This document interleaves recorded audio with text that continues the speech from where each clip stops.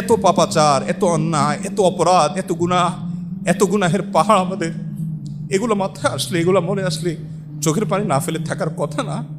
আমরা আল্লাহর কাছে, আল্লাহর ভয়ে রমাদান মাসের মতো অফার পাওয়ার পরেও চোখের পানি ফেলে আল্লাহর কাছে কাঁদার সুযোগ হয় না। এর সবচেয়ে বড় কারণ হলো আমরা আমাদের নিজেদের অবস্থান সম্পর্কে ওয়াকিফ হাল না। আমরা জানি না যে আমরা নিজেরা কত বড় পাপিষ্ঠ, কত অপরাধ হয়ে আছে, কত মামলার আসামি হয়ে আছি। আল্লাহর কাঠগড়ায় আমার বিরুদ্ধে কত শত, কত সহস্র মামলা জানে উঠবে, সেদিন কোনো রক্ষাকারী কেউ থাকবে না। দুনিয়াতে সুযোগ আছে সেই মামলাগুলোকে ডিসমিস করে যাওয়ার। অনেক হতভাগা আছে, অনেক হতভাগা আছে। গোটা রমাদান জুড়ে অনেক ইবাদত করেছেন মাশাআল্লাহ। গোটা রমাদানে একটি বারের জন্য মালিকের কাছে নিজের গুনাহের জন্য আল্লাহর ভয়ে সন্ত্রস্ত হয়ে চোখের পানি ফেলেছেন, অথবা আল্লাহর নেয়ামত পাওয়ার আশা, আল্লাহর মহব্বতে একটু চোখের পানি ফেলেছেন।